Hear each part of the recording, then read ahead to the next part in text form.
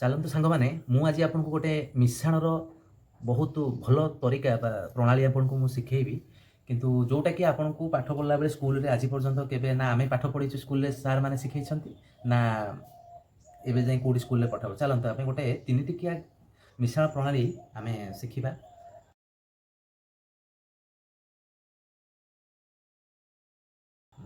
धर सपोज गोटे संख्या अच्छी 879357 गोटे तीन टिकिया संख्या अक्सर जितेबाला आमको पाठ पढ़ा होता आम जिते स्कूल पाठ पढ़ुलु प्रथम कौन करें आम डाण पटू मिश्रण करूँ 9+7 मिसेकी आम यही भाव में डाण पटू आम कैलकुलेशन करूँ किंतु मुझे आपको शिखे बाँ पटू आम देखा। चलते आम शिक्षा हिसाब करवा आम आज बाँ पटू शिखा।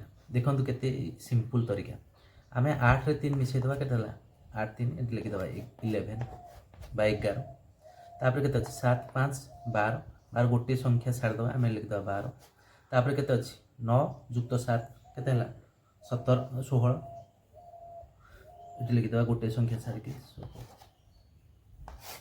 तापर आम सिंपल रे हिसाब 6 2 1 3 1 1 2 1 ये हो गला आमर आंसर।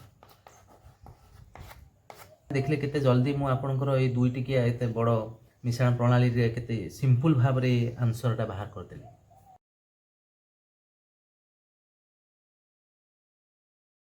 तीन टिकिया मिश्रण एबे कले एबे आ गोटे 4 टिकिया मिश्रण आमे करबा। गोटे संख्या अछि जेमिति देखंतु 6 7 4 9 तापरे 5 8 6 4 धरत आम यटा को आम मिश्रण करवा सेम प्रोसेस रे करवा। जिते बड़ मिश्रण हेले भी आप प्रणाली रे गोटे सेकेंड रे आप आंसर बाहर करेंगे।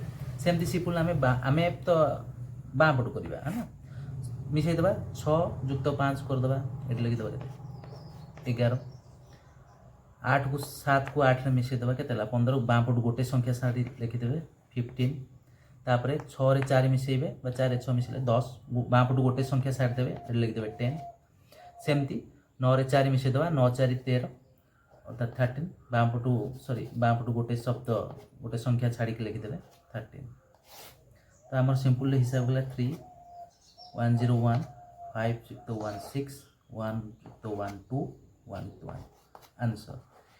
यही भाव में जदि 4टा जगह 5टा शब्द था 6टा था 8टा था आप भाव में सिंपल भाव में गोटे सेकेंड रे आंसर बाहर करेंगे। केते गोटे मिनिट भी लगुनि एत बड़ मिश्रण को आम करने आप जिते बड़ संख्या था आप ट्रिक रे आप इजिली रे आप आंसर बाहर करेंगे।